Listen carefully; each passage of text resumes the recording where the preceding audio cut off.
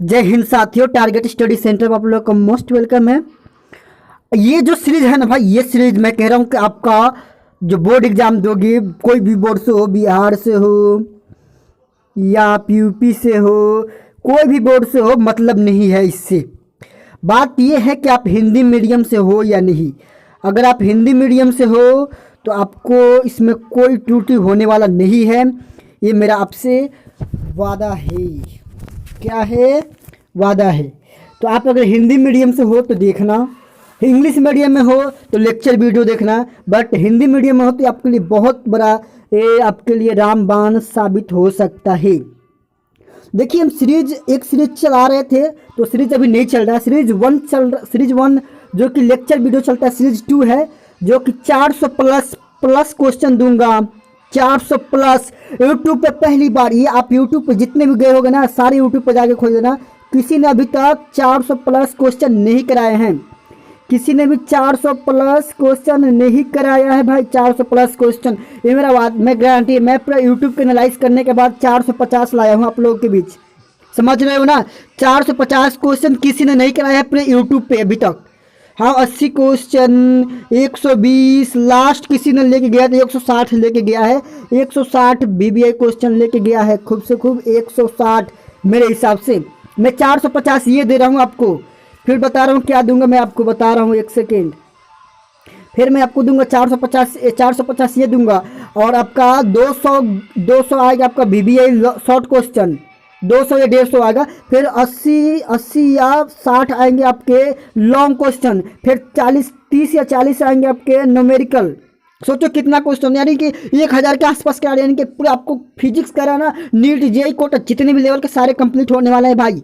एक साल आप मुझे दीजिए, जो ये साल है 2021, जो आपके लिए 1 सेकेंड भग गया।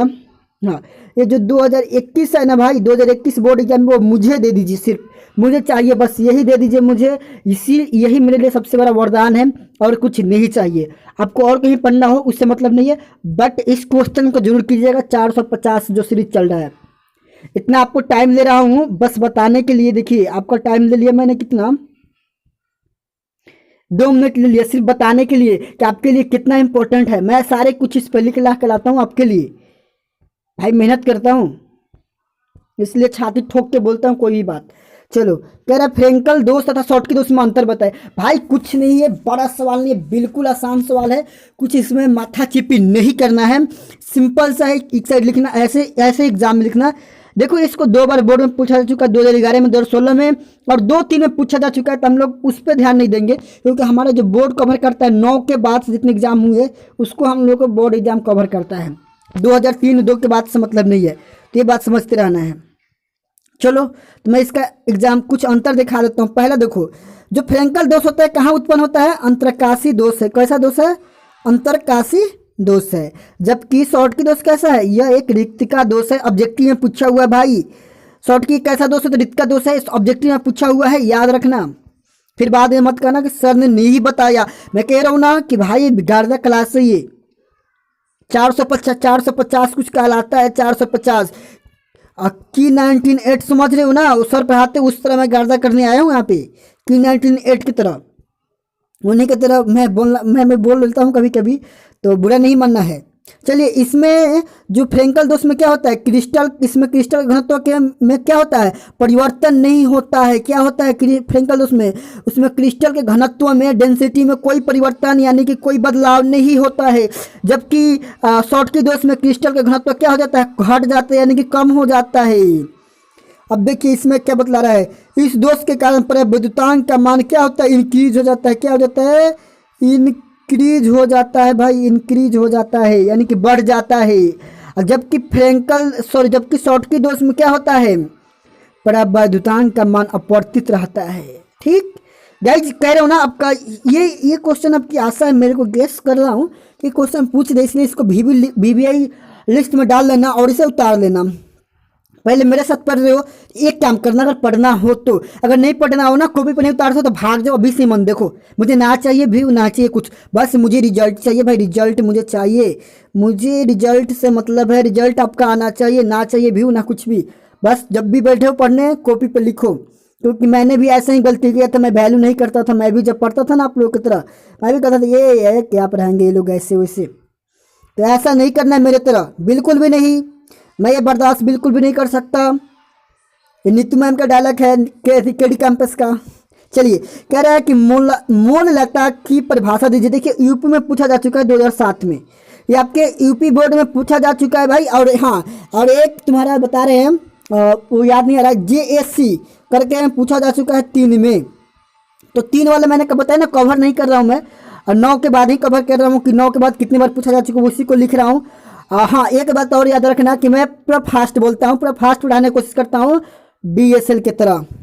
सुने हो ना, DSL इंग्लिश क्लासेस। मैं सोचता हूँ कि आप कम समय में ज़्यादा कुछ सीख जाओ, बस एक ही है मेरा लक्ष्य। चलो, तो मोल लता किसे कहते हैं या परिभाषा दीजिए। देखिए, किसी पदार्थ के, किसी विलायक के 100 ग्राम घुले विलेय पदार्थ के ग्राम अणुओं की संख्या को उस विलयन के क्या कहते हैं, मोल लता कहते हैं। क्या कहते हैं, मोल लता कहते हैं, ठीक। और इसकी इसकी इसकी इसकी क्या, इसकी इकाई क्या होते हैं, ऐसा यूनिट क्या होता है, ग्राम मोल प्रति किलोग्राम होता है, ग्राम मोल प्रति किलोग्राम होता है। ऑब्जेक्टिव के लिए इंपॉर्टेंट हो सकता है शायद, मैं गारंटी उतना नहीं बोल सकता कि आएगा कि नहीं, बट इम्पोर्टेंट है। अब आता है गाइज, हाँ एक और बात, अगर आप चैनल पर नए हो ना, सब्सक्राइब कर दो ना, क्या जा रहा है आपको सब्सक्राइब करने में, चैनल को सब्सक्राइब कर दो और दोस्तों में शेयर कर दो कि भाई 4 से 50 का सीरीज चालू हो गया। अगर इस पे अच्छा खासा व्यू आने लगा ना भाई, तो ये 200 को जो सीरीज लाने वाला हूँ 200 क्वेश्चन का, ये भी चालू कर दूँ इसी मंथ के लास्ट में। अगर अच्छा खासा आपको रिस्पॉन्स आए तो न्यूमेरिकल भी इसी मंथ से स्टार्ट कर दूं।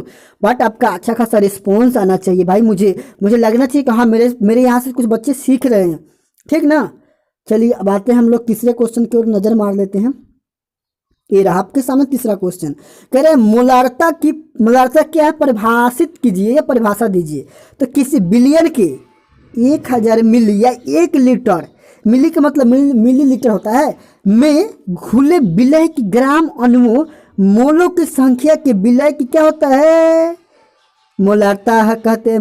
बिलियन की क्या कहते हैं, मोलारता कहते हैं। फिर से समझिए, मैं समझ रहा हूँ आप लोग नहीं समझ पाए, मुझे पता है बिल्कुल 100%।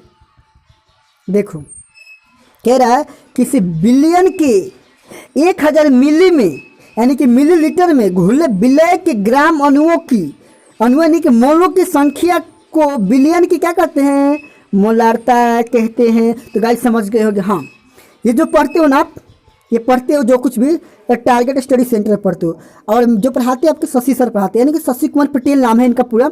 और देखो, अगर आपको PDF चाहिए ना, तो बेहिजक बिना पैसे के देने वालों में बंदा हो। मैं उतना पैसा के लिए नहीं पढ़ाता हूँ यूट्यूब पे, ये बात याद रखना। एक बात मेरा,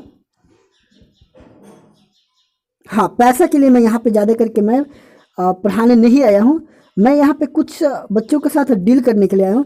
तो आप इस नंबर पर मैसेज कर लेना मुझे, जब भी फ्री होऊंगा आपको रिप्लाई ज़रूर दूंगा। और चौथा नंबर क्वेश्चन मेरा ये रहा, क्वथनांक में उन्नयन से आप क्या समझते हैं। 2005 में पूछा जा चुका है भाई, और बिहार बोर्ड में आपका 2007 की 8 में पूछा जा चुका है 7, और बताऊँगा आपके 16 और कुछ और एग्जाम में पूछा जा चुका है। तो इस बात को याद रखना है आपको, इतने बारे में पूछा जा चुका है। चलो, क्वथनांक उन्नयन से आप क्या समझते हैं। चलिए, क्वेश्चन अच्छा खासा है। चलो, कह रहे किसी बिलियन में कोई अवाष्पशील विलय मिलाने पर उसके क्वथनांक में जो वृद्धि होती है उसे है क्वथनांक में क्या कहते हैं, उन्नयन कहते हैं। कितने बुक में क्वथनांक का दिया होता है, जो मिले, बस बात एक ही है, ठीक।